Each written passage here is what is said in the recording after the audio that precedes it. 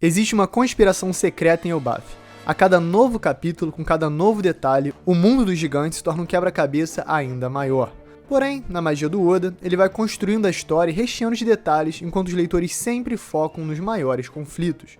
Ou seja, enquanto ganhamos mais detalhes para descobrir o segredo da conspiração de Elbaf, os Cavaleiros Sagrados atacam, os pesadelos surgem, as teorias descem, fazendo com que todos só discutam as repercussões, poderes utilizados, futuros matchups, e aí o pano de fundo vai ficando cada vez mais complexo e vai também sendo lentamente revelado.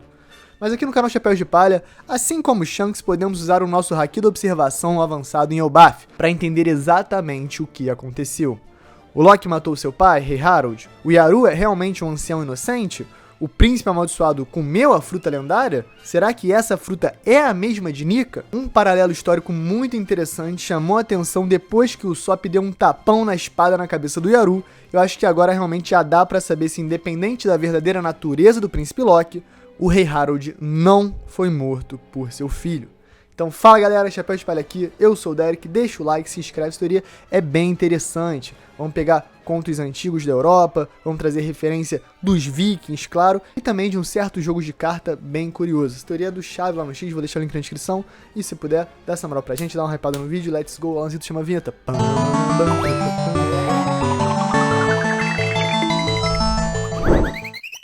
É senso comum em Elbaf que Loki matou seu pai por volta de 100 guardas e também quase matou o Yaru, que foi o último sobrevivente do conflito e quem basicamente confirmou o que todos já estavam dispostos a acreditar. O príncipe amaldiçoado atacou novamente, dessa vez em seu ato mais cruel, patricídio, com o objetivo claro de roubar a lendária Akuma no Mi passada de geração em geração pela família real, a sua própria família. Então matar alguém para roubar uma fruta do diabo é uma temática recorrente em One Piece.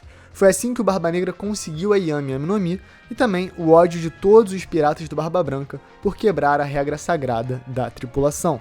Então, no passado, o Oda já deixou bem estabelecido como esse ato é desprezível. E se a tripulação do Barba Branca era uma família, Loki ter matado o próprio pai só adiciona requintes de crueldade e frieza. Mas toda essa conclusão se baseia em duas coisas. 1. A reputação do Loki. Como o Hajirudin revelou no capítulo 1141, Loki é alguém cruel, que quando você imagina que está fazendo algo legal, na verdade está aplicando só mais um truque doentio que resulta em tragédia. 2. A palavra do Yaru. Como o único sobrevivente do incidente, basicamente tínhamos a sua palavra como testemunho definitivo que decidiria o caso para todo o povo de Elbaf. Afinal, estamos falando de um líder ancião de Elbaf, contra um nobre arruaceiro que já era odiado por todos. Mas a realidade é que Oda já estabeleceu previamente na obra que essas circunstâncias não necessariamente levam ao veredito correto. O próprio direito brasileiro reconhece isso. A tese dos maus antecedentes não pode ser usada para a formação de culpa, apenas para a dosimetria penal. Ou seja, em termos mais simples, por mais que o juiz possa sim levar em consideração caso um acusado tenha de fato um passado criminal ou condenações anteriores, isso já não pode ser usado exclusivamente para a condenação, e sim para decidir o tempo da pena depois de já condenado. Afinal, inocente até provado culpado. E do mesmo jeito que ninguém acreditou no Usopp quando ele gritou que os piratas estavam chegando em sua vila, talvez a palavra de alguém que realmente tinha um passado cruel valha ainda menos. Agora, isso significa então que o Yaru seria a mente por trás do assassinato do Rei Harold, um rei amado por todos, que aparentemente queria apenas a paz para Elbaf? Sendo curto e grosso, sim. E a principal evidência é a espada na cabeça. Já pararam para pensar que ter uma espada fincada no próprio crânio é algo super específico, sem tantos paralelos históricos assim disponíveis? E aí, quando a gente acha um, tem que tratar com um pouquinho mais de atenção. Historicamente, para quem gosta de um bom baralho, o Rei de Copas tem um nome recorrente pelas eras que chama bastante atenção e perdura até hoje. O chamam de o Rei Suicida, justamente pela posição que ele segura a adaga, como se estivesse entrando na sua própria cabeça. Essa brincadeira já tem centenas de anos, sendo até usada na descrição da arte da carta por vezes, dizendo que a espada de fato estaria entrando na mente do rei. As similaridades são inegáveis ao Yaru, que também está com a espada fincadona na cabeça. Mas calma, porque isso é só o início. E quando começamos a nos aprofundar nas artes dos baralhos de antigamente, as similaridades só aumentam. Porque o Rei de Copas atual teve várias versões pela história. A sua versão original, por volta do século XV, na verdade, carregava um machado de guerra e não uma espada, Porém, por volta de 1800, substituíram a arma carregada pelo rei para a espada, que por questões de arte medieval que é em 2D, né, que não apresenta profundidade, simplesmente desaparece por trás da cabeça do monarca. Ou seja, uma espécie de ilusão de ótica é a origem para a brincadeira do rei Isida. Uma espada que parece estar lá, mas não está realmente. Isso representaria como a espada na cabeça do Yaru, por mais que fisicamente está na cabeça dele, na verdade é uma espécie de ilusão, contando uma história e servindo de enredo para uma coisa que não é verdade. Vale também a hipótese que a espada é um truque de alguma maneira, igual aqueles que vendem em loja de mágico, mas pela reação do Yaru ao Usopp, eu não acho que seja verdade. Outra curiosidade é o naipe do Rei de Copas, porque em inglês estamos tratando do King of Hearts, ou Rei dos Corações.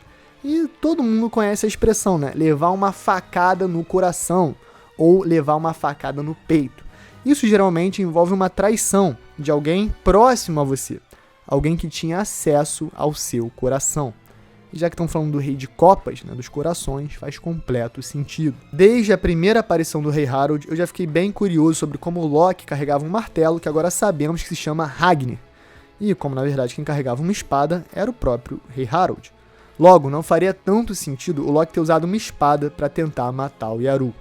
Além disso, agora no capítulo 1142, vendo do que o Loki é capaz, a gente realmente acredita que o Yaru teria sobrevivido a um golpe direto na cabeça vindo do príncipe amaldiçoado? Impossível, irmão.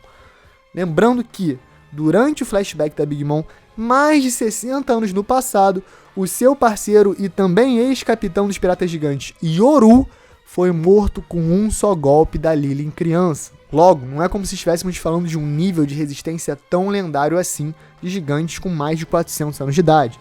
Sim, até os gigantes envelhecem e ficam mais frágeis. Por mais forte a Lily com 5 anos seja, ela não é mais forte que o Loki no auge da idade. E isso aí pinta outro cenário.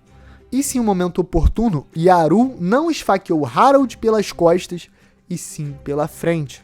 Uma facada direta no coração, pique Capitão Escordo, o turbilhão da aranha, contra o Barba Branca. Como ouvimos tanto sobre o Rei Harold ser um poderoso guerreiro, descendente dos gigantes ancestrais, faria sentido que mesmo com seu coração completamente perfurado, ele teria conseguido heroicamente arrancar a espada do próprio peito em um golpe final, porém já completamente enfraquecido, retribuído a espadada na cabeça do Yaru, que por sorte conseguiu sobreviver para contar a história. E como sabemos, os vencedores escrevem a história.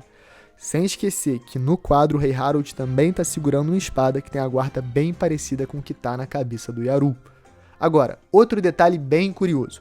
O Usopp deu um tapão na espada do Yaru no capítulo 1142, enquanto ele estava doidão. E, eu sei, foi só uma piada, mas meio que deixou claro que teve um impacto gigante no Yaru, que reagiu na hora ao tapa como se estivesse sendo lobotomizado. Agora, o Oda ama brincar com perda de memória e amnésia. Ele usou esse artifício em 2 personagens importantíssimos. O Sabo, que simplesmente perdeu suas memórias de infância depois do ataque dos Tenryubitos, porém as reconquistou depois, e a própria Big Mom em Wano, que também teve esse episódio de amnésia quando ela reverteu para seu eu criança e mais bondoso a Olilin.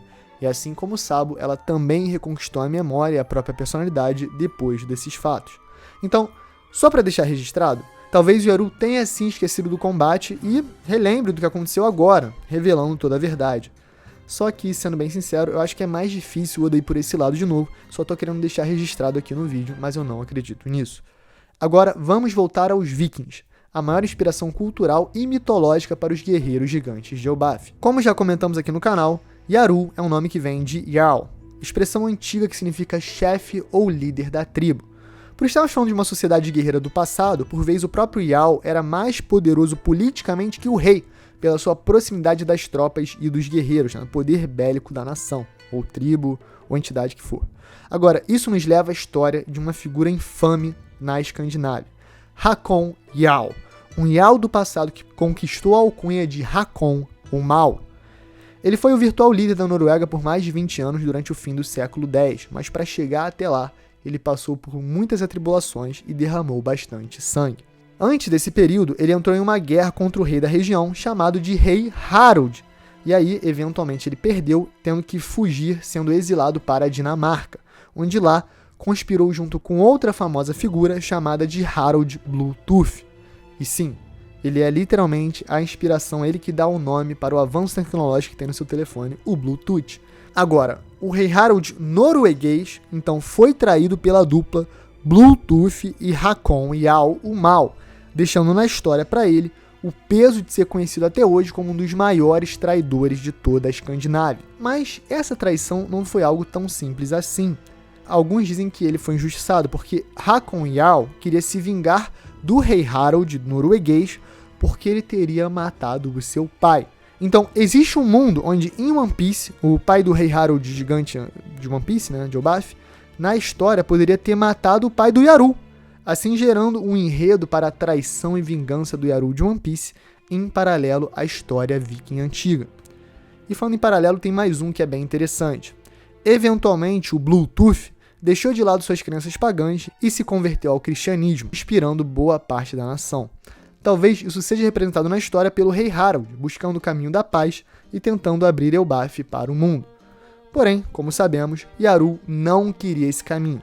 Ele sempre defendeu o caminho antigo do guerreiro, assim planejando e executando o rei Harold e, finalmente, pondo a culpa no seu filho, assim encerrando a linhagem real em sua posição de poder em Elbaf e também, talvez, tentando obter o controle da fruta, o que foi frustrado pelas atividades do Loki. Então, galera, por enquanto existem muitas possibilidades, mas eu tô convencido que o Yaru é de fato o cara culpado pela morte do rei Harold e por incriminar o Loki. Mas e você? Como você acha que isso vai acontecer? Qual é a fique na sua mente? Qual é a melhor teoria que você tem na mente? Lembrando, link na descrição. Comenta aí, hype o vídeo se puder, deixa o like, se inscreve. Galera, um beijo e um queijo. Vocês são brabos, é isso. E domingo eu quero geral na live. Valeu!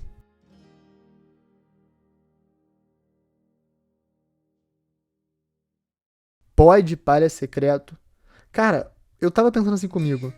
A resenha do Arrocha, ela é uma espécie de Jesus of Suburbia brasileiro de 2025. Quem lembra de Jesus of Suburbia do Green Day? I just on the radio long, blam, blam, blam, the Jesus of Suburbia. Ou seja, essa música é muito boa porque ela tem mais ou menos 8 minutos e são vários hits. Parece que são vários mini punk hits diferentes, né? Maneiros. I'm living down, down, down. You're living down, down, down. I'm living home, down, down. Várias partes assim. E o Resenha do Arrocha é a mesma coisa. São várias músicas diferentes, vários hits, várias partes viralizadas, assim, é naipe, naipe, é confia no coroa, é solta a carta do tigrinho, filha da... É, não sei o que lá, com as 4 e prima. É muito hit, é muito sucesso. E é uma música de 6 minutos, irmão. Quem faz uma música de 6 minutos em 2025 é equivalente a uma música de 18 minutos em 2000 eu acho que é 2003, né? Que saiu Jesus of Suburbia. Então, assim, brabo. Resenha do Arrocha é naipe, entendeu? Eu sou um puritano, eu não gosto de palavrão nem de libidinagem, tá? Então eu não vou promover aqui no canal. No entanto, tá aí, galera. Resenha do Arrocha. Um beijo, um queijo e valeu.